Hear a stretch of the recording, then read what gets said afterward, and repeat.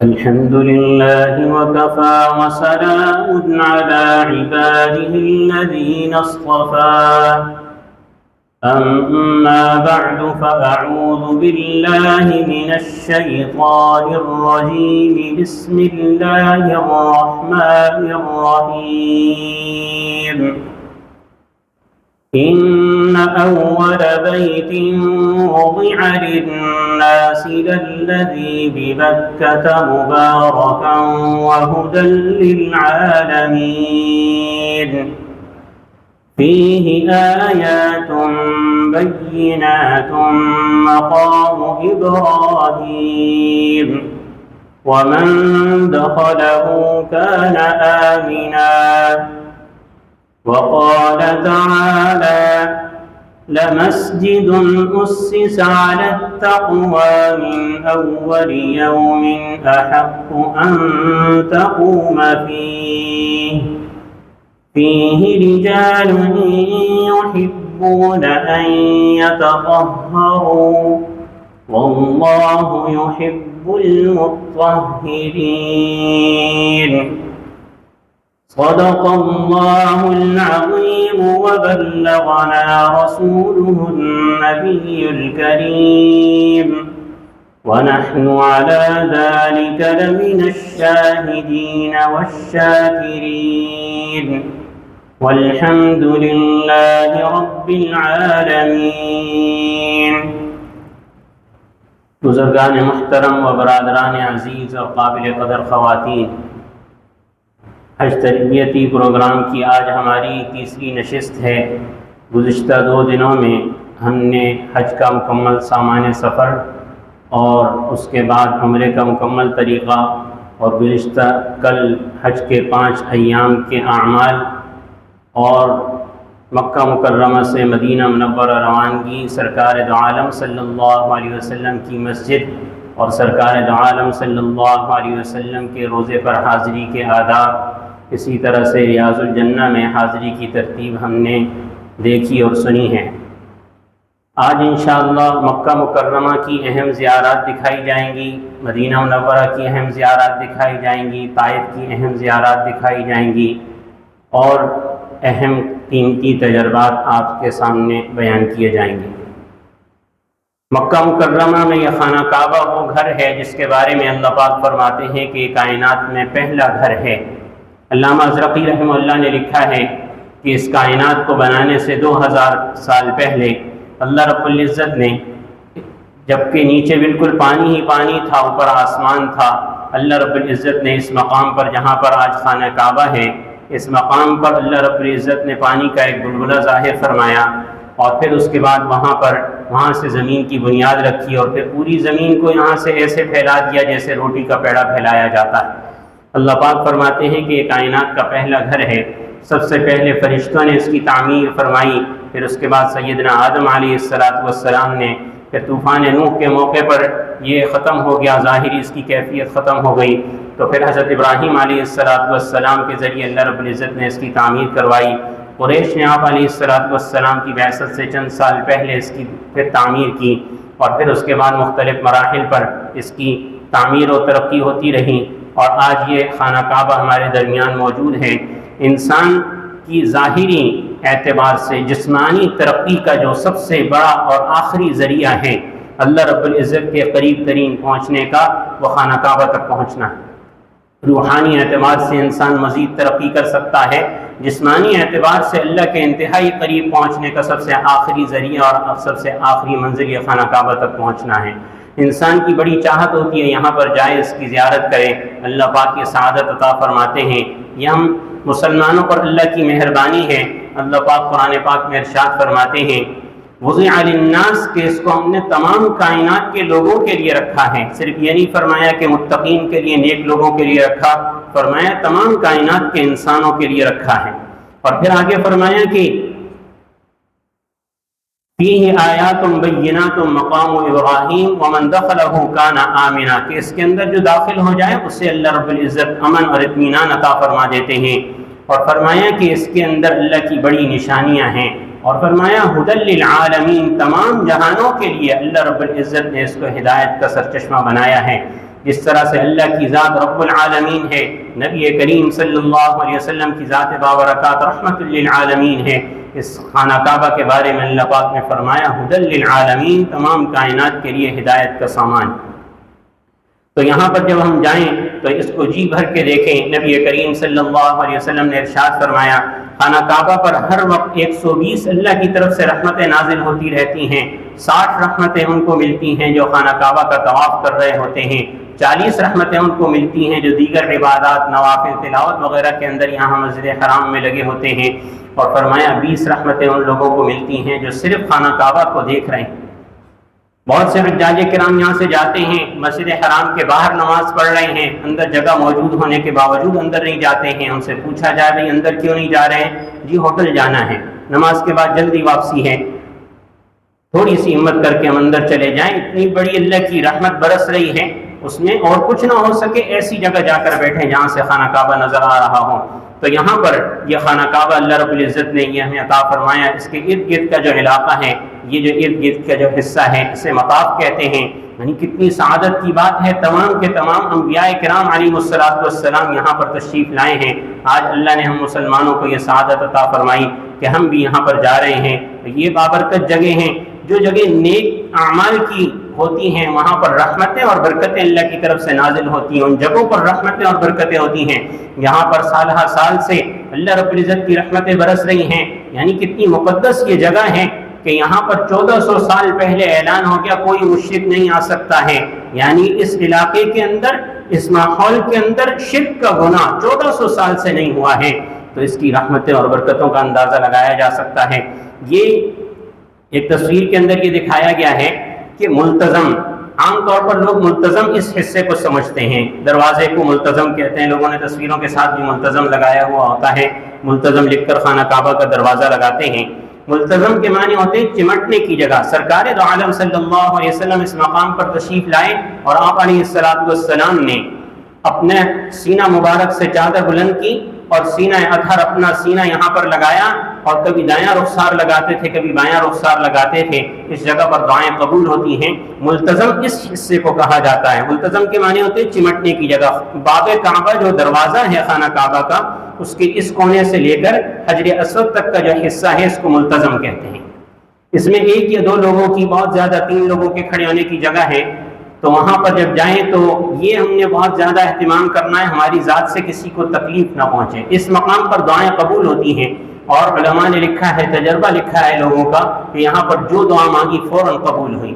اب رش بہت زیادہ ہوتا ہے، یہاں پر جانے کا موقع بہت کم ملتا ہے، تو یہاں پر آپ جس وقت جائیں دور فاصلے پر کھڑے ہو جائیں، اللہ سے مانگیں، یا اللہ میں آگے آنا چاہتا ہوں، میرے لیے راستہ اور اسباب بنا، انشاءاللہ آپ کی دعا قبول ہوگی، آگے آنے کا راستہ بنے گا، لیکن کسی کو تکلیف نہیں پہنچانی ہے۔ نبی کریم صلی اللہ علیہ وسلم نے حضرت عمر رضی اللہ عنہ کو حجر اسود کے حوالے سے فرمایا کہ حجر اسود کا بوسہ لینا بہت سعادت کی بات ہے، لیکن فرمایا کہ اے عمر تم صحت مند انسان ہو، دیکھنا کسی کی تکلیف کا ذریعہ نہ بن۔ حجر اسود یہ حضرت آدم علیہ السلام کے ساتھ جنت سے آیا ہوا پتھر ہے۔ نبی کریم صلی اللہ علیہ وسلم نے ارشاد فرمایا کہ جب یہ آیا تھا تو اس وقت یہ سفید تھا، پھر بنی آدم کے گناہوں کی وجہ سے یہ سیاہ ہو گیا۔ اور 4 چیزیں ہیں جو جنت سے آئی ہیں، ایک حجر اسود ہے، ایک مقام ابراہیم جو آگے میں دکھاتا ہوں، اور مدینہ منورہ میں ریاض الجنہ کا حصہ ہے جو کل ہم نے تصویر کے اندر اس کی زیارت کی تھی، اور پھر ایک جبل احد ہے جو آج انشاءاللہ دکھایا جائے گا۔ یہ 4 چیزیں جنت سے آئی ہیں، واپس جنت میں چلی جائیں گی۔ نبی کریم صلی اللہ علیہ وسلم نے ارشاد فرمایا کہ یہ حجر اسود یہ اللہ کا دایاں ہاتھ ہے زمین پر، اور فرمایا کہ جو اس کا بوسہ لیتا ہے تو وہ ایسا ہے جیسے اللہ کے دست مبارک کا بوسہ لیا، لیکن فرمایا کہ اس کے بوسہ لینے کے اندر کسی کی تکلیف کا ذریعہ نہ بنے، ہم بھی نہ بنے، اور کسی اور کوئی اور ہمیں تکلیف پہنچائے، اس سے بھی ہم نے اطمینان کرنا ہے۔ تو اگر وہاں پر موقع ہو اطمینان سے جا سکے تو چلے جائیں۔ وہاں پر لوگ بہت زیادہ اس چیز کا اہتمام کرتے ہیں کہ جی ہم نے حجر اسود کا بوسہ لینا ہی لینا ہے، اور خواتین کو بھی لے کر چلے جاتے ہیں، تو وہاں پر بہت زیادہ بے احترامی ہوتی ہے۔ پھر جب دم گھٹنے لگتا ہے تو بچاؤ بچاؤ کی آوازیں لگاتے ہیں، لوگ اوپر اچھال دیتے ہیں، تو لوگوں کے کندھے کے اوپر سے پیچھے آ کر گرتے ہیں، تو پھر مشکل بھی ہوتی ہے، پریشانی بھی ہوتی ہے۔ تو ایسا کام کریں۔ نبی کریم صلی اللہ علیہ وسلم نے ارشاد فرمایا کہ دنیا میں جو اس کا بوسہ لے سکیں گے تو لے سکیں گے، جو نہیں بوسہ لے سکے تو قیامت والے دن یہ جنت کے دروازے پر ہوگا۔ اور فرمایا کہ جو دنیا میں اس کا بوسہ نہیں لے سکے، جنت میں جانے سے پہلے اس کا بوسہ دلوایا جائے گا۔ تو یہ حجر اسود ہے، اور اس کو بوسہ لینا یہ مسلمانوں کے لیے بڑی سعادت کی بات ہے، لیکن اگر ہم دور سے استلام کریں گے تو بھی ہمیں انشاءاللہ اس کی برکتیں حاصل ہوں گی۔ اس کی قریب سے تصویر ہے حجر اسود کی۔ حجر اسود کا بوسہ لینا یہ اگر طواف کے دوران ہم لیں گے تو احرام کی حالت میں ہم نہیں لے سکتے، اس لیے کہ اس میں خوشبو بہت زیادہ لگی ہوتی ہے، تو احرام کے بغیر اگر کبھی جانا ہو تو اس موقع پر لے سکتے ہیں۔ عام طور پر جو طواف زیارت کا موقع ہے اور حج کے ایام جب شروع ہو جاتے ہیں 10 ذو الحجہ کے بعد، پھر یہ احرام والی پابندی کے چادریں اوڑھ کر مطاف میں آنا ہے، یہ پابندی کچھ دن کے لیے ختم کر دی جاتی ہے۔ یہ مقام ابراہیم ہے جو حضرت ابراہیم علیہ السلام کے لیے اللہ رب العزت نے جنت سے اتارا۔ یہ جنت کا پتھر ہے، اس کے اندر 2 خاصیتیں ہیں۔ ایک خاصیت تو اس نے یہ کی کہ حضرت ابراہیم علیہ السلام جب خانہ کعبہ کی تعمیر فرما رہے تھے تو یہ اس پر کھڑے ہوئے، اس نے لفٹ کا کام کیا، جیسے جیسے بلند حصہ آتا گیا وہاں یہ بلند ہوتا گیا، جیسی حضرت ابراہیم علیہ السلام کو ضرورت رہی اس طرح یہ بلند ہوتا رہا۔ دوسرا یہ کہ ابراہیم علیہ السلام کے قدم مبارک کے نشان اس میں پیوست ہو چکے ہیں، تو یہ دیکھنا بھی برکت کی بات ہے۔ لیکن یہاں پر ہمارے حجاج کرام اس حصے کو چومتے ہیں، اس پر رومال لگاتے ہیں۔ پہلے اس پر شیشہ نہیں لگا ہوا تھا، صرف جالیاں تھیں، تو لوگ اس میں پرچیاں لکھ کر ڈالتے تھے، انہیں نکالنے میں بڑی مشکل ہوتی تھی، تو اوپر شیشہ لگا دیا۔ یہ سعودی حکومت نے یہ حصہ بنایا ہوا ہے۔ اصل جو بابرکت پتھر ہے وہ اندر ہے، جس کی یہ تصویر دکھائی گئی ہے یہ اندر ہے، صرف اس کو دیکھنا ہے، زیارت کرنی ہے۔ وہاں پر مدرسہ ام القرا کے طلباء بھی اس کے ارد گرد کھڑے ہوتے ہیں، پولیس والے بھی کھڑے ہوتے ہیں جو بار بار آواز لگا رہے ہوتے ہیں کہ اس کو چومنا نہیں ہے، ہاتھ نہیں لگانا، صرف دیکھنا ہے، زیارت کرنی اور آگے بڑھ جانا ہے۔ تو یہاں پر اس کی زیارت کریں تو اس کی زیارت کرنا برکت کا ذریعہ ہے۔ اور یہ وہ مقام ہے کہ پہلے امام صاحب یہاں پر نماز پڑھایا کرتے تھے، اب امام صاحب رش کی وجہ سے پیچھے کھڑے ہوتے ہیں۔ یہ دکھانے کا مقصد یہ ہے کہ یہ خانہ کعبہ کی یہ جڑ میں یہ الگ رنگ کا ماربل لگا ہوا ہے، وہاں پر حجاج کرام جاتے ہیں تو انہیں تجسس ہوتا ہے کہ یہ الگ سے کیوں لگایا ہوا ہے۔ یہ وہ مقام ہے کہ معراج کے موقع پر جب نبی کریم صلی اللہ علیہ وسلم ہم مسلمانوں کے لیے اللہ رب العزت سے نمازوں کا تحفہ لے کر آئے، تو اس موقع پر حضرت جبرائیل علیہ السلام نے 2 دن تک نبی کریم صلی اللہ علیہ وسلم کو اس مقام پر آ کر نمازیں پڑھائیں۔ یہاں پر حضرت جبرائیل علیہ السلام نے 2 دن تک نمازیں پڑھائیں آپ علیہ السلام کو۔ ہر پہلے دن تمام نمازیں اول وقت میں اور دوسرے دن تمام نمازیں آخری وقت میں، جس سے نبی کریم صلی اللہ علیہ وسلم کو امت کے لیے نمازوں کے اوقات کا علم ہوا۔ پہلے امام صاحب یہاں پر نماز پڑھایا کرتے تھے اور اب کیفیت یہ ہے کہ امام صاحب پیچھے کھڑے ہوتے ہیں۔ یہ مسجد حرام میں ایک جنازے کی تصویر دکھائی گئی ہے۔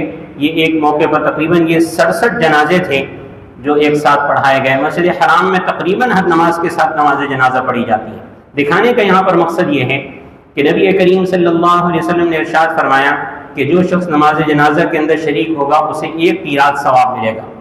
صحابہ کرام نے پوچھا یا رسول اللہ 1 قیراط کتنا ہے؟ فرمایا احد پہاڑ کے برابر، اور فرمایا کہ جو دفن کے اندر بھی شریک ہوگا اسے 2 قیراط ثواب ملے گا۔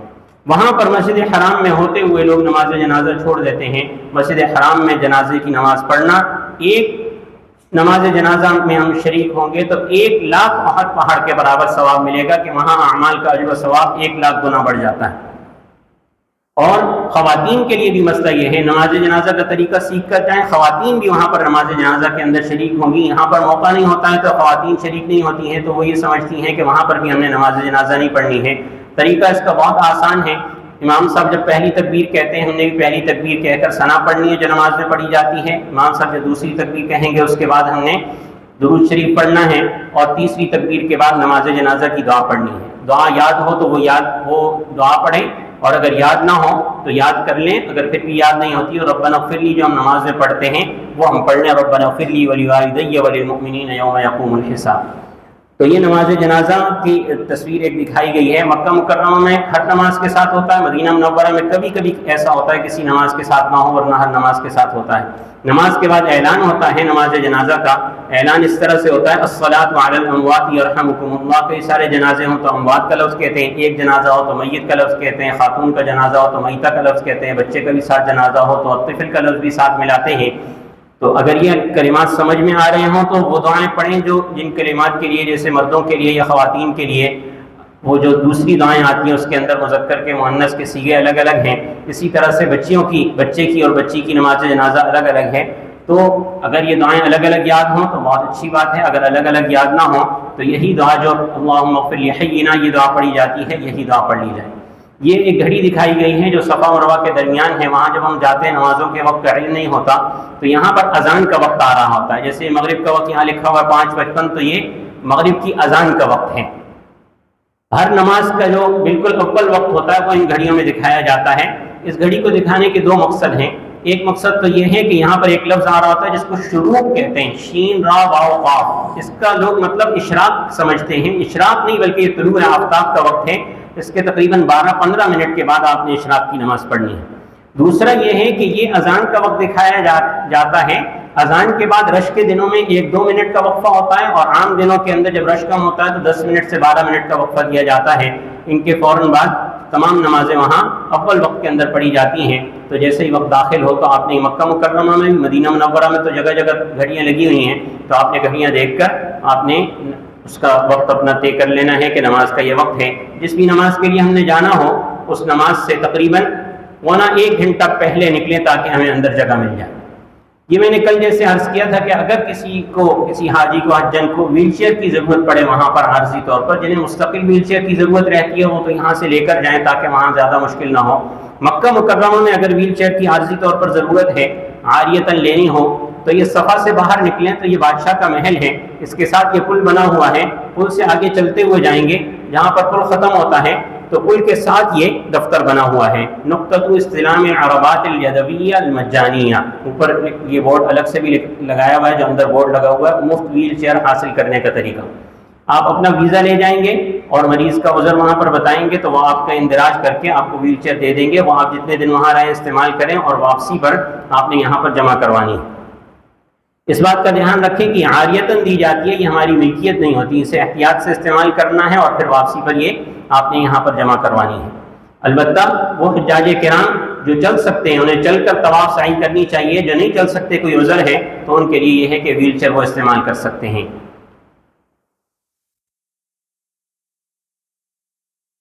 مکہ مکرمہ میں یہ مقبرۃ الشبیکہ ہے، باب فات سے نکلے تو باب عبداللہ کی طرف جو سامنے فندق دار التوحید ہے اس کے پیچھے یہ یو ٹرن ہے، اوپر سے مسجد عائشہ سے جو گاڑیاں آتی ہیں وہ یہاں سے گھوم کر نیچے کی طرف چلی جاتی ہیں۔ اس کے درمیان میں یہ خالی حصہ ہے، کبھی کھلا ہوتا ہے، باہر اس کے بورڈ بھی لگا ہوا ہے مقبرۃ الشبیکہ۔ لوگ یہ سمجھتے ہیں کہ یہ وہ مقام ہے جہاں پر عرب لوگ اپنی بچیوں کو زندہ درگور کیا کرتے تھے، جبکہ وہ یہ مقام نہیں ہے، وہ آگے ہیں۔ یہ وہ جگہ ہے کہ جب سرکار دو عالم صلی اللہ علیہ وسلم سے مکہ کے کافروں نے بائیکاٹ کر لیا اور شعب ابی طالب کے اندر انہیں قید کر دیا اور 3 سال تک مسلمان اس کے اندر محصور رہے، اس موقع پر مکہ مکرمہ کا جو قبرستان ہے جس کو مقبرۃ المعلیٰ کہتے ہیں، وہاں پر ان کافروں نے مسلمانوں کو دفن کرنے سے بھی منع کر دیا۔ تو مسلمان صحابہ کرام کا اس موقع پر جب انتقال ہوا کچھ صحابہ کرام کا، تو حضرت خدیجہ الکبریٰ رضی اللہ عنہا نے اپنی یہ زمین مسلمانوں کے قبرستان کے لیے وقف کی تھی، اور اس عرصے کے اندر جن مسلمان صحابہ کرام کا انتقال ہوا ان کی قبریں بھی یہاں پر موجود ہیں، کبھی موقع ہو تو جا سکتے ہیں یہاں پر۔ یہ فندق دار التوحید ہے، اس کے پیچھے سامنے کی طرف یہ جگہ ہے، تو یہ یہاں پر اگر جائیں تو فاتحہ پڑھ سکتے ہیں۔ یہ مقبرۃ الشبیکہ کہلاتا ہے۔ یہ مکہ مکرمہ کی مسجد ہے جو مسجد عائشہ کہلاتی ہے، اور حدود حرم پر ہے، تنعیم کے علاقے میں، جامع ام المؤمنین السیدہ عائشہ رضی اللہ عنہا۔ نبی کریم صلی اللہ علیہ وسلم نے حجۃ الوداع کے بعد ایک موقع پر، حجۃ الوداع کے بعد حضرت عائشہ رضی اللہ عنہا نے عمرہ کرنا تھا، تو ان کے بھائی عبد الرحمن ابن ابی بکر رضی اللہ عنہ کے ساتھ حضرت عائشہ رضی اللہ عنہا کو یہاں پر بھیجا، انہوں نے یہاں سے عمرہ ادا فرمایا، اور بھی کچھ صحابہ کرام ان کے ساتھ آئے تھے اور انہوں نے بھی عمرہ ادا کیا۔ سعودی حکومت نے یہاں پر مسجد بنا دی، مسجد عائشہ۔ یہاں پر بیت الخلاء وغیرہ، حمام وغیرہ بنے ہوئے ہیں، احرام بھی مل جاتے ہیں، لیکن کل جیسے بتایا گیا تھا اپنے ہوٹل سے آپ احرام کی چادریں باندھ کر یہاں پر آئیں اور 2 رکعت پڑھ کے نیت کر کے اور پھر اس کے بعد آپ جا کر مسجد حرام میں آپ عمرہ ادا کریں، یہ سب سے قریب ترین ہے۔ وہاں پر لوگ اس طرح کی باتیں کرتے ہیں کہ مسجد عائشہ سے عمرہ نہیں ہوتا ہے، تو مسجد عائشہ سے بغیر کسی جھجک کے آپ عمرہ کر سکتے ہیں، اور یہاں سے عمرہ کرنا یہ افضل ہے۔ اور اس کی آگے کی جو تقریباً 1.5-2 صف ہے وہ حدود حرم کے اندر ہے، تو اس لیے وہاں جب جائیں مرد حضرات جاتے ہیں تو آگے کی 2 صفیں چھوڑ کر پیچھے کے حصے کے اندر، کیونکہ حدود حرم سے باہر نکل کر ہمیں 2 رکعت پڑھنی ہے، نیت کرنی ہے، پچھلے حصے کے اندر ہم نماز پڑھ کے نفل ادا کریں اور پھر اس کے بعد ہم نیت کر کے اور تلبیہ پڑھ کے یہاں سے روانہ ہو۔ اگر مکروہ وقت ہوگا تو اس دوران ہم نے نفل نہیں پڑھنے ہیں اور پھر صرف نیت کر کے تلبیہ کر کے ہماری واپسی ہوگی۔ یہ مسجد کے اندر سے ایک تصویر زیارت کے لیے لگا دی گئی ہے۔ یہ مسجد ہے جو سعودی حکومت نے یہاں پر بنائی ہوئی ہے، یہ اس کے اندر کی ایک اور تصویر ہے۔ تو مسجد عائشہ یہ حدود حرم پر ایک حصہ ہے۔ دوسرا ایک حصہ ہے حدود حرم پر شمیسی کا علاقہ۔ عام طور پہ زیارات پر یہاں نہیں لے جاتے ہیں، کوئی اپنے طور پہ جانا چاہے تو یہ کوئی ماہر ڈرائیور ہو جسے پتہ ہو۔ یہ جدہ کے قدیم جدہ روڈ پر ہے۔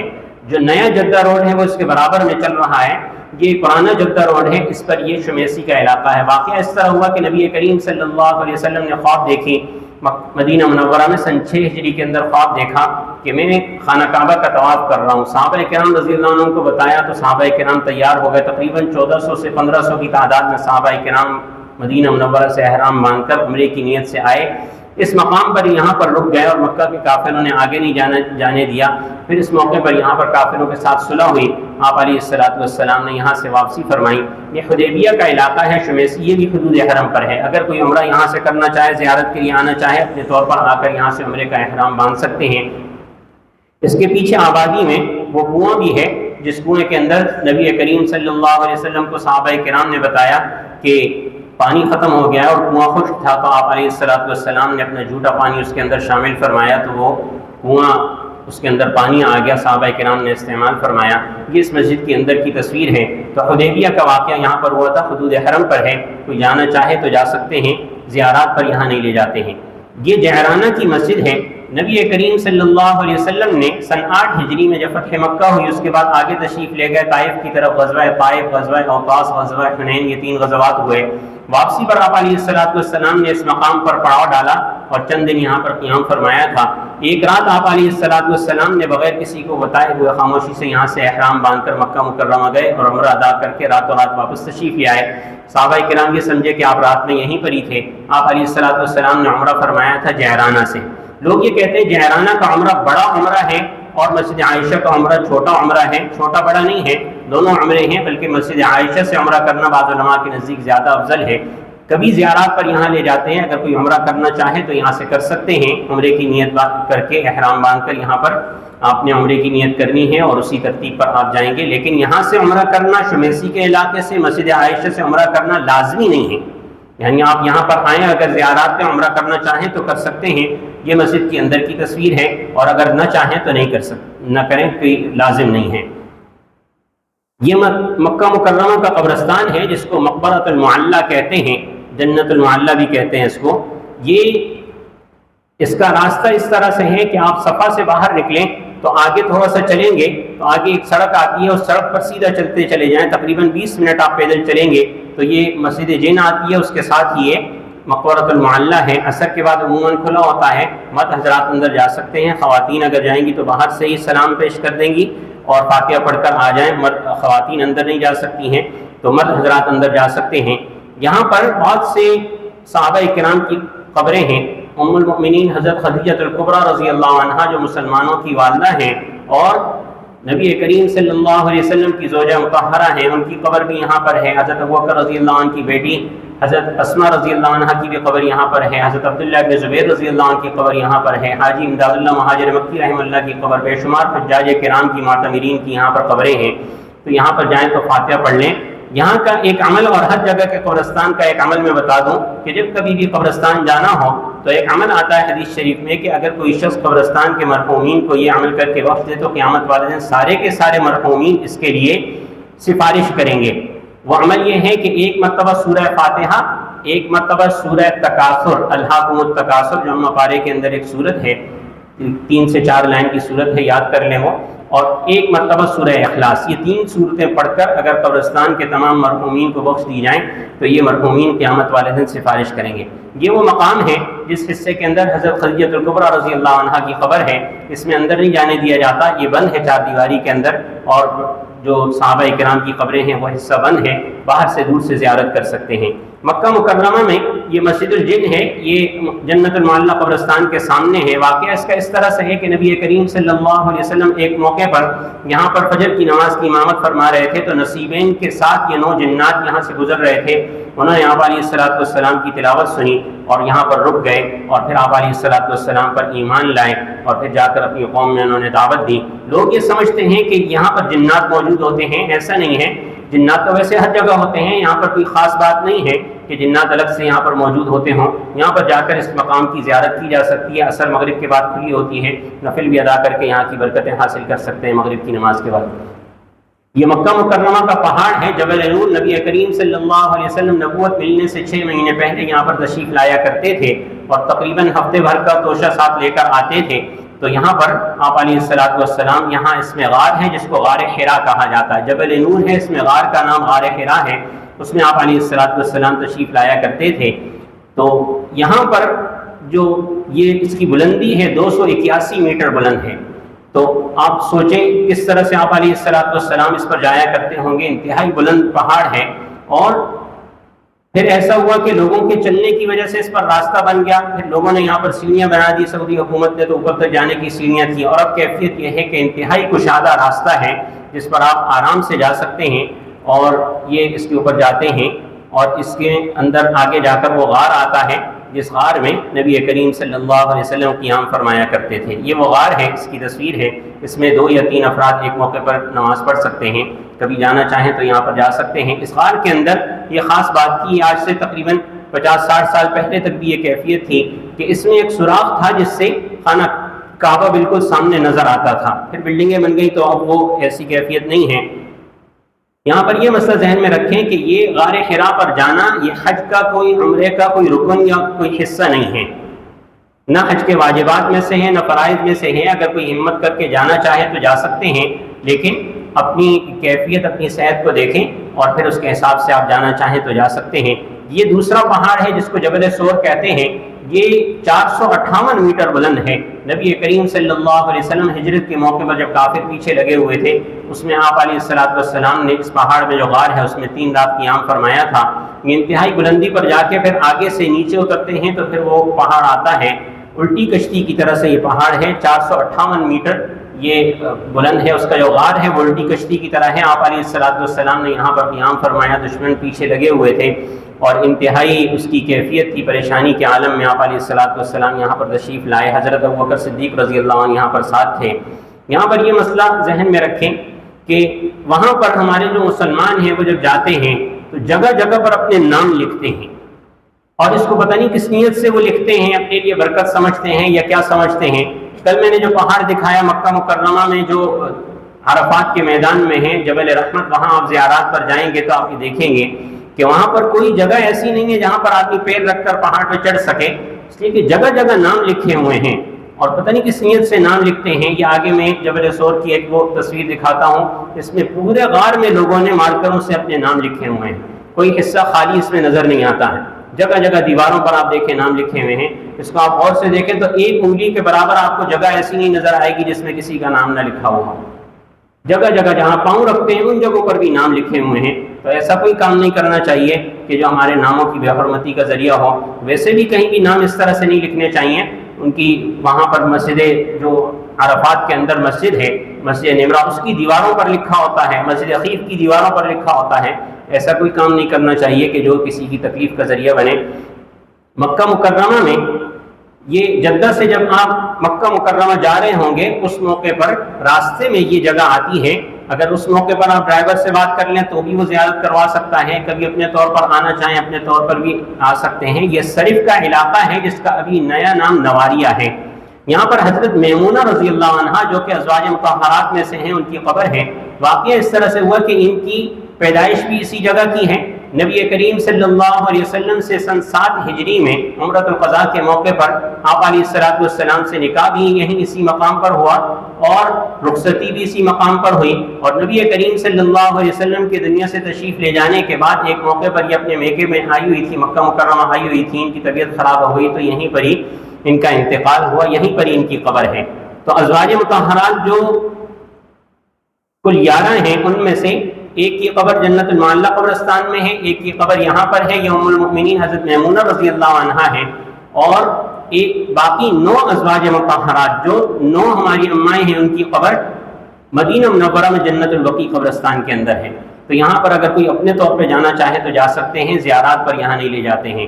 مسجد عائشہ سے سیدھا راستہ جاتا ہے، اس میں آگے جا کر یو ٹرن سے گھوم کر آئیں گے تو واپسی والے روڈ پر دائیں طرف کو یہ قبر بنی ہوئی ہے، یہ 4 دیواری کے اندر ہے۔ اس قبر کی یہ اندر سے تصویر اس طرح سے ہے۔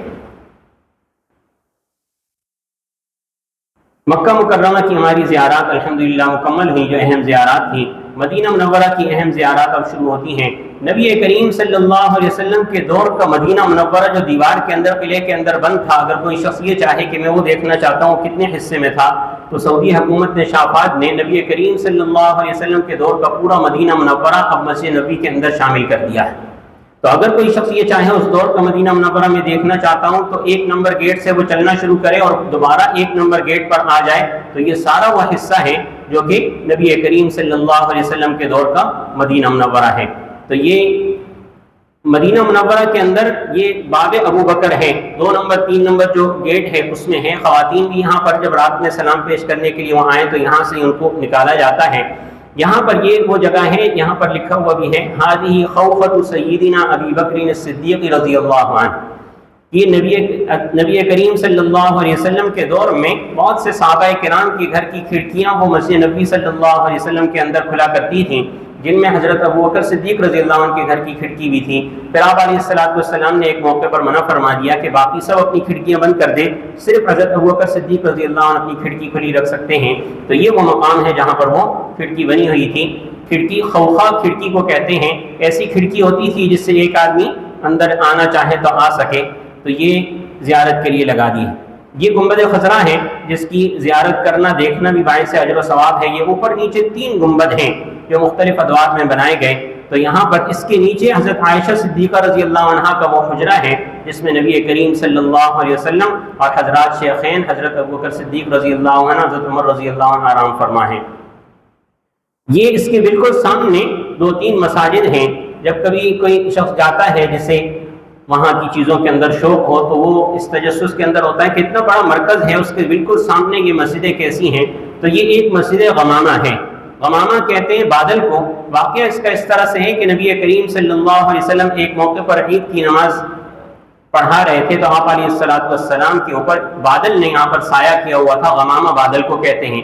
اور ایک واقعہ یہ آتا ہے کہ نبی کریم صلی اللہ علیہ وسلم استسقاء کی نماز پڑھا رہے تھے اسی مقام پر، تو ایک بادل آیا اور وہ بادل برسنا شروع ہو گیا، تو اس مناسبت سے اس کو مسجد غمامہ کہتے ہیں۔ یہاں پر مسجد بنا دی گئی، یہ عام طور پر عصر مغرب کے بعد کھلی ہوتی ہے، یہاں پر جا کر زیارت کی جا سکتی ہے۔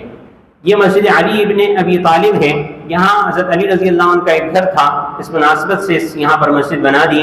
یہ اس کے دائیں طرف کو ہے اور اس کے درمیان میں ایک اور مسجد ہے۔ یہ جو مسجد نظر آ رہی ہے مسجد ابو بکر صدیق رضی اللہ عنہ، یہ بھی کبھی عصر مغرب کے بعد کھلی ہوتی ہے۔ اس مقام پر حضرت ابو بکر صدیق رضی اللہ عنہ کا گھر تھا تو وہاں پر یہ مسجد بنا دی گئی۔ یہ مسجد عمر بن الخطاب رضی اللہ عنہ ہے۔ یہ مسجد غمامہ سے پیچھے جو راستہ جاتا ہے اس پر آپ جائیں گے تو الٹے ہاتھ کی طرف کو یہ مسجد بنی ہوئی ہے۔ عام طور پر یہ بند ہوتی ہے، کبھی زیارت کے لیے آپ جائیں تو باہر سے دیکھ سکتے ہیں، کبھی کبھی کھلی ہوتی ہے، اندر جانے دیا جاتا ہے، لیکن اکثر بند ہوتی ہے۔ یہ وہ مقام ہے جہاں حضرت عمر رضی اللہ عنہ نے ایک موقع پر عید کی نماز پڑھائی تھی۔ بعض حضرات نے کہا کہ یہاں پر حضرت عمر رضی اللہ عنہ کا گھر تھا، اس وجہ سے اس کو مسجد عمر ابن خطاب اس جگہ پر بنا دی گئی۔ یہ مدینہ منورہ کا قبرستان ہے جس کو جنت البقیع کہا جاتا ہے۔ نبی کریم صلی اللہ علیہ وسلم نے اس کے فضائل بیان فرمایا قیامت والے دن جب مجھے قبر سے اٹھایا جائے گا تو حضرت ابوبکر صدیق حضرت عمر رضی اللہ عنہ میرے ساتھ ہوں گے اور بقیع والے آئیں گے، وہ میرے الٹے ہاتھ کی طرف ہوں گے، پھر ہم انتظار کریں گے۔ مکہ مکرمہ کے قبرستان والے جنت المعلیٰ والے آئیں گے، وہ میرے دائیں طرف ہوں گے اور پھر ہم سارے مل کر میدان محشر کی طرف جائیں گے۔ اور نبی کریم صلی اللہ علیہ وسلم نے اس قبرستان کے اندر دفن ہونے کے فضائل بیان فرمائے۔ اس کو جنت کا قبرستان کہا جاتا ہے۔ یہاں پر بہت سے حضرات صحابہ کرام کی قبریں ہیں، ازواج مطہرات کی، نبی کریم صلی اللہ علیہ وسلم کی بیٹیوں کی اور نبی کریم صلی اللہ علیہ وسلم کی پھوپھیوں کی قبریں ہیں۔ حضرت عثمان ابن عفان رضی اللہ عنہ کی قبر ہے، حضرت حلیمہ سعدیہ رضی اللہ عنہ کی قبر ہے، بے شمار صحابہ کرام کی یہاں پر قبریں ہیں۔ اور حضرت شیخ الحدیث مولانا محمد زکریا رحمہ اللہ کی قبر ہے، امام مالک رحمہ اللہ کی قبر ہے، اور بھی بہت سارے حجاج معتبرین کی یہاں پر قبریں ہیں۔ عصر کے بعد اور فجر کے بعد یہ کھولا جاتا ہے، مرد حضرات یہاں پر جا سکتے ہیں، تو یہاں پر جا کر فاتحہ پڑھیں۔ اب انہوں نے مخصوص راستہ بنا دیا ہے، اس راستے سے صرف جاتے ہیں اور پھر نکل کر آ جاتے ہیں، تو مخصوص راستے سے جائیں اور راستے سے آ جائیں۔ یہ مدینہ منورہ کے اندر اگر ویل چیئر کی ضرورت ہو تو خانہ قبلے کی طرف جو طرف ہے، یعنی قبلے کی طرف جہاں گنبد خضرا ہے اس کے بالکل سیدھ میں سامنے یہ 301 نمبر گیٹ ہے، اس کے ساتھ یہ دفتر بنا ہوا ہے۔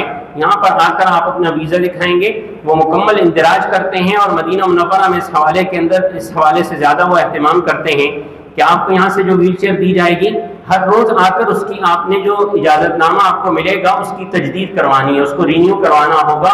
ہر روز آپ آئیں گے، وہ اس میں پھر 24 گھنٹے کا پھر اضافی وقت بڑھاتے ہیں، آپ کے ویزے کی فوٹو کاپی کے اوپر وہ دیں گے۔ فوٹو کاپی کے حوالے سے یہ مسئلہ ذہن میں رکھیں کہ آپ کا ویزا ہے، پاسپورٹ ہے اور آپ کا جو ٹکٹ ہے، اس کی کئی ساری فوٹو کاپیاں ویزے کی خاص طور پر زیادہ وہاں پر قدم قدم پر ضرورت پیش آتی ہے، تو ویزے کی زیادہ کاپیاں کروا لیں جو آپ کو وہاں پر قدم قدم پر کام آئیں گی۔ وہاں پر عام طور پہ فوٹو کاپی کی دکان نہیں ہوتی ہے تو وہاں پر زیادہ مشکل پیش آتی ہے۔ مدینہ منورہ کے اندر یہ مسجد قباء ہے جو اسلام کی سب سے پہلی مسجد کہلاتی ہے۔ نبی کریم صلی اللہ علیہ وسلم جب مکہ مکرمہ سے ہجرت فرما کر تشریف لائے تو یہاں پر آپ علیہ السلام نے اس مقام پر اس مسجد کی بنیاد رکھی تھی۔ اس مسجد کی فضیلت آتی ہے، نبی کریم صلی اللہ علیہ وسلم نے ارشاد فرمایا جو شخص اپنے گھر سے وضو کر کے یہاں پر آئے اور یہاں پر نماز ادا کرے، نفل ادا کرے، تو اسے ایک مقبول عمرے کا ثواب ملتا ہے۔ اور نبی کریم صلی اللہ علیہ وسلم کا اپنا معمول یہ تھا کہ کبھی پیدل کبھی سواری پر ہفتے کے دن فجر کی نماز کے بعد آپ علیہ السلام تشریف لایا کرتے تھے اور اشراق کی نماز یہاں پر پڑھا کرتے تھے۔ تو مرد حضرات سے خصوصیت کے ساتھ درخواست ہے کہ آپ مدینہ منورہ میں جتنے دن آپ کا قیام ہو تو جب زیارات پر جاتے ہیں اس موقع پر یہاں پر لے جاتے ہیں، لیکن موقع بہت کم ہوتا ہے اور کبھی ظہر کی نماز کے بعد کا وقت ہوتا ہے، تو آپ یہ کریں کہ فجر کی نماز کے بعد ہفتے کے دن جو بھی آپ کے مدینہ منورہ کے قیام کے دوران ہفتے کا دن آئے اس میں آپ فجر کی نماز کے بعد آپ نکلیں گے تو 309 نمبر گیٹ 310 نمبر گیٹ کے باہر جو مسجد غمامہ ہے اس کے آگے گاڑیاں جاتی ہیں، وہاں سے قباء کی وہ آواز لگا رہے ہوتے ہیں اور کافی ساری گاڑیاں ہر 1 منٹ کے بعد وہاں سے گاڑی نکل رہی ہوتی ہے، ہائیس ہوتی ہے بڑی، اس کے اندر آپ جائیں 2 ریال سے 5 ریال وہ لیتے ہیں، وہ یہاں پر آ کر آپ کو اتاریں گے اور آپ یہاں پر آ کر اشراق کی نماز کا جب وقت داخل ہو تو آپ یہاں پر اشراق کی نماز پڑھیں اور پھر واپس اپنی رہائش گاہ پر چلے جائیں۔ تو مرد حضرات خصوصیت پہ اس پر عمل کر سکتے ہیں، خواتین بھی جانا چاہیں تو جا سکتی ہیں، خواتین کا الگ حصہ ہے۔ یہ مسجد قباء کی ایک دوسری تصویر ہے۔ نبی کریم صلی اللہ علیہ وسلم نے ارشاد فرمایا کہ میں بیت المقدس سے عمرے کا احرام باندھ کر آؤں اور مسجد قباء میں جا کر 2 رکعت نفل پڑھوں، اس کے برابر ہے، یعنی مسجد اقصیٰ سے عمرے کا احرام باندھ کر آؤں اور عمرہ ادا کروں اور مسجد قباء کے اندر جا کر میں 2 رکعت نفل ادا کروں، ان دونوں کا اجر و ثواب برابر ہے۔ یہ مسجد قبلتین ہے۔ نبی کریم صلی اللہ علیہ وسلم جب مدینہ منورہ تشریف لائے تو اس موقع پر آپ علیہ السلام کا جو قبلہ تھا وہ بیت المقدس تھا۔ آپ علیہ السلام کی بڑی چاہت تھی کہ ہمارا قبلہ وہی ہو جائے جو سیدنا ابراہیم علیہ السلام کا قبلہ تھا، یعنی خانہ کعبہ۔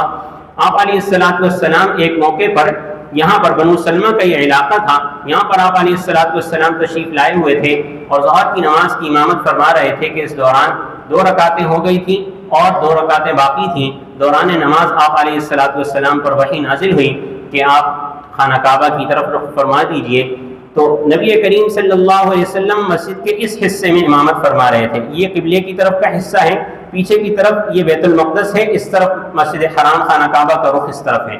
آپ علیہ السلام اس مقام پر کھڑے ہو کر امامت فرما رہے تھے، صحابہ کرام نے صفیں بنائی ہوئی تھیں۔ اس موقع پر وحی نازل ہوئی، آپ علیہ السلام صحابہ کرام کے پیچھے سے گھوم کر یہاں پر تشریف لے آئے۔ صحابہ کرام کو بھی علم تھا پہلے سے کہ آپ علیہ السلام کی چاہت ہے، تو صحابہ کرام اپنی اپنی جگہوں پر کھڑے ہوئے سب نے اپنا اپنا رخ خانہ کعبہ کی طرف کر لیا۔ آپ علیہ السلام ان کے پیچھے سے ہو کر یہاں پر آگے کی طرف تشریف لے آئے اور صحابہ کرام نے رخ اپنا تبدیل کر لیا، تو جو پہلی صف تھی وہ آخری صف بن گئی اور جو آخری صف تھی وہ پہلی صف بن گئی۔ زیارت کے لیے یہاں پر لے جاتے ہیں، وہاں پر لوگ یہ کام کرتے ہیں کہ 2 رکعت بیت المقدس کی طرف رخ کر کے پڑھتے ہیں، 2 رکعت مسجد حرام کی طرف رخ کر کے پڑھتے ہیں، جو کہ سراسر غلط ہے، یہ طریقہ ٹھیک نہیں ہے۔ مسجد حرام کی طرف رخ کر کے نماز پڑھنا اب طے ہو چکا ہے، اب بیت المقدس کی طرف اگر رخ کر کے کوئی نماز پڑھے گا تو اسے ثواب کے بجائے گناہ ہوگا، اس لیے مسجد حرام کی طرف ہی رخ کر کے نماز پڑھنی ہے۔ تو وہاں پر جائیں تو وہاں پر زیارات پر لے جاتے ہیں، یہاں پر نفل ادا کیے جائیں۔ یہ اس کے اندر سے تصویر ہے، خانہ کعبہ کی طرف ہی رخ کر کے آپ نے نماز پڑھنی ہے، دوسری طرف رخ کر کے نماز نہیں پڑھنی۔ البتہ برکت حاصل کرنا چاہیں تو 2 رکعت آگے کی طرف پڑھ لیں، 2 رکعت پیچھے کی طرف پڑھ لیں، لیکن رخ ہمارا خانہ کعبہ کی طرف ہی ہوگا۔ یہ بدر کا مقام ہے مدینہ منورہ میں، نبی کریم صلی اللہ علیہ وسلم نے مکہ مکرمہ والوں کے ساتھ جو اسلام کی پہلی جنگ ہوئی وہ یہاں پر اس مقام پر ہوئی۔ یہاں پر شہداء کرام 14 شہداء جو کہ غزوہ بدر کے اندر شہید ہوئے ان کی قبریں اس مقام پر ہیں، مقبرۃ الشہداء بدر لکھا ہوا ہے۔ واقعہ اس طرح سے ہوا کہ نبی کریم صلی اللہ علیہ وسلم کو اطلاع ملی کہ مکہ کے کافر آ رہے ہیں۔ بدر کے مقام پر مسلمانوں کی تعداد 313 تھی اور کافروں کی تعداد 1000 تھی۔ مسلمانوں نے کوئی خاص تیاری نہیں کی ہوئی تھی۔ اس موقع پر اللہ کی طرف سے فرشتے بھی مسلمانوں کی مدد کے لیے اترے۔ پوری رات آپ علیہ الصلوۃ والسلام دعا مانگتے رہے۔ یہاں پر جس مقام پر نبی کریم صلی اللہ علیہ وسلم کا خیمہ لگا صاحبان عریش، اس میں آپ علیہ الصلوۃ والسلام نے پوری رات دعا فرمائی اور اگلے دن کافروں کے ساتھ مقابلہ ہوا اور اللہ رب العزت نے فتح عطا فرمائی۔ کہ وہاں باہر اس طرح سے بیچ میں انہوں نے شہداء بدر کے نام بھی لکھے ہوئے ہیں، جن کی وہاں پر پہلے جو تصویر دکھائی اس کے اندر قبریں ہیں، تو یہ وہاں پر لے جاتے ہیں۔ یہ وہاں کی وہ مسجد ہے، مسجد عریش، جو آپ علیہ الصلوۃ والسلام کا جہاں پر خیمہ مبارک لگا تھا، وہاں پر سعودی حکومت نے بہت عالی شان خوبصورت مسجد بنا دی ہے۔ یہاں اس مقام پر آپ علیہ الصلوۃ والسلام نے پوری رات اللہ کے بارگاہ میں دعا فرمائی اور اللہ رب العزت نے آپ علیہ الصلوۃ والسلام کی دعائیں قبول فرمائیں۔ یہ مدینہ منورہ کا بڑا پہاڑ ہے جس کو جبل احد کہا جاتا ہے۔ 7 کلومیٹر یہ لمبا ہے اور 3 کلومیٹر یہ چوڑا ہے اور 300 میٹر اس کی بلندی ہے۔ نبی کریم صلی اللہ علیہ وسلم نے ارشاد فرمایا کہ ھذا جبل یحبنا ونحبہ، یہ وہ پہاڑ ہے جو ہم سے محبت کرتا ہے اور ہم اس سے محبت کرتے ہیں، اور یہ جنت کا پہاڑ ہے۔ اور غزوہ احد بھی اسی مقام پر ہوئی تھی۔ نبی کریم صلی اللہ علیہ وسلم نے مکہ مکرمہ والوں کے ساتھ جو بڑی جنگ ہوئی دوسری غزوہ احد کہلاتی ہے، جس کے اندر 70 صحابہ کرام شہید ہوئے تھے، ان کی قبریں اس مقام پر ہیں۔ اور اس کی حضرت حمزہ رضی اللہ عنہ جو نبی کریم صلی اللہ علیہ وسلم کے چچا ہیں، ان کی بھی قبر یہیں پر اسی مقام پر ہے، جنہیں سید الشہداء کہا جاتا ہے۔ تو یہاں پر اس مقام پر یہ زیارت کے لیے لے جاتے ہیں، تو یہاں پر جا کر فاتحہ پڑھی جا سکتی ہے۔ یہاں پر مختلف چیزیں بھی یہاں کی سوغات وغیرہ ملتی ہیں، جو لینا چاہے لے سکتے ہیں۔ اب سعودی حکومت نے یہاں پر بہت خوبصورت عالی شان مسجد بنا دی ہے، تو وہاں پر جائیں تو اس مسجد کی بھی زیارت کر سکتے ہیں۔ یہ وہ مسجد ہے جس کی ابھی یہ جدید تصویر ہے، اب سعودی حکومت نے یہاں پر مسجد بنا دی ہے۔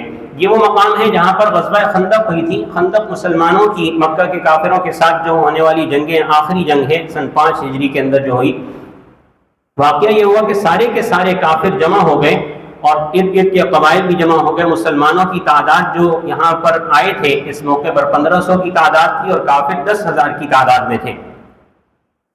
حضرت سلمان فارسی رضی اللہ عنہ کے مشورے پر آپ علیہ الصلوۃ والسلام نے مدینہ منورہ کی ایک طرف خندق کھودی، جو کہ تقریباً 3.5 میل لمبی تھی۔ 3.5 میل لمبی خندق کھودی۔ خود آپ علیہ الصلوۃ والسلام بنفس نفیس اس خندق کی کھدائی کے اندر شریک ہوئے اور باقی 3 اطراف محفوظ تھے۔ ایک طرف میں خندق کھودی گئی جس کا مقصد یہ تھا کہ یہ کافر جو ہیں وہ مدینہ منورہ پر حملہ نہ کر سکیں۔ وہ اتنی گہری تھی، اتنی چوڑی تھی کہ اگر کوئی اندر گر جائے تو خود سے نکل نہ سکے، گھوڑے کے ذریعے سے چھلانگ لگانا چاہیں تو خود چھلانگ نہ لگا سکے۔ قرآن مجید نے اس موقع کا ذکر کیا ہے اور کیفیت ایسی تھی، مسلمانوں پر ایسی تنگی اور پریشانی کی کیفیت تھی کہ ان کے دل حلق کو آ رہے تھے، اور قرآن پاک نے اس کا ذکر کیا کہ مسلمانوں کو بہت سخت اس میں جھنجھوڑا گیا۔ اس مقام پر اب یہ اوپر ایک مسجد ہے، یہ نیچے ایک مسجد ہے اور پیچھے کی طرف بھی 2 مسجدیں ہیں۔ نبی کریم صلی اللہ علیہ وسلم کا خیمہ جس مقام پر لگا وہاں پر یہ ایک مسجد بنا دی گئی۔ حضرت عمر بن عبدالعزیز رحمہ اللہ نے یہاں پر مسجدیں بنوائی تھیں اور اس کو مسجد رسول اللہ بھی کہتے ہیں، مسجد فتح بھی کہتے ہیں۔ یہ وہ مقام ہے جہاں حضرت سلمان فارسی رضی اللہ عنہ کا خیمہ لگا تھا۔ ایک مقام پر حضرت عمر رضی اللہ عنہ کا، حضرت ابوبکر رضی اللہ عنہ کا خیمہ لگا، اس مقام پر بھی مسجدیں بنا دی گئیں۔ تو یہاں پر جائیں تو زیارت کی جا سکتی ہے۔ اور یہ یہاں اس کی دائیں طرف کو جامع الخندق کے نام سے ایک سعودی حکومت نے بڑی مسجد بنا دی ہے، تو یہاں پر جائیں تو ان مسجدوں کی زیارت کی جا سکتی ہے۔ ان مسجدوں میں اندر جا کے نماز بھی پڑھ سکتے ہیں۔ اوپر جو مسجد فتح ہے اس سے جب آپ نیچے اتریں گے سیڑھیوں سے تو دائیں طرف کو یہ خالی حصہ ہے، یہ خالی حصہ ہے۔ یہاں پر کوئی بورڈ وغیرہ نہیں لگا ہوا، جو واقف ہوتے ہیں وہ جاتے ہیں تو یہاں پر وہ ان صحابہ کرام کی قبریں ہیں جو خندق کے موقع پر شہید ہوئے تھے۔ 6 صحابہ کرام خندق کے موقع پر شہید ہوئے، جن میں 5 کی قبریں یہاں اسی مقام پر غیر متعین طور پر کسی بھی جگہ پر ہیں، اور ایک صحابی حضرت سعد بن معاذ رضی اللہ عنہ زخمی ہو گئے تھے، انہیں مدینہ منورہ منتقل کیا گیا اور مدینہ منورہ میں ان کا انتقال ہوا۔ ان کی قبر مدینہ منورہ کے قبرستان میں ہے۔ یہ مدینہ منورہ کی میقات ہے ذوالحلیفہ جس کو کہتے ہیں، یہ زیارات پر یہاں نہیں لے جاتے ہیں. اگر مدینہ منورہ سے مکہ مکرمہ آپ نے جانا ہو تو اس مقام پر احرام باندھنے کے لیے رکتے ہیں. نبی کریم صلی اللہ علیہ وسلم نے جب بھی عمرہ ادا فرمایا یا حج کے لیے تشریف لے گئے تو اسی مقام سے آپ علیہ السلام نے عمرے کا احرام باندھا تھا. البتہ جو حضرات بذریعہ ریل مدینہ منورہ سے مکہ مکرمہ آئیں گے انہیں چاہیے کہ وہ اپنے ہوٹل سے احرام باندھ کے نیت کر کے روانہ ہوں.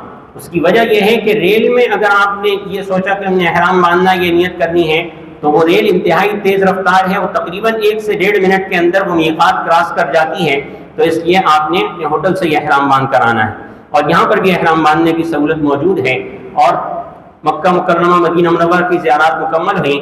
طائف کا واقعہ مختصراً اس طرح سے ہے کہ سن 890 میں نبوت ملنے کے 8 سال کے بعد ایک موقع پر نبی کریم صلی اللہ علیہ وسلم کے ساتھ دینے والے چچا حضرت ابو طالب اور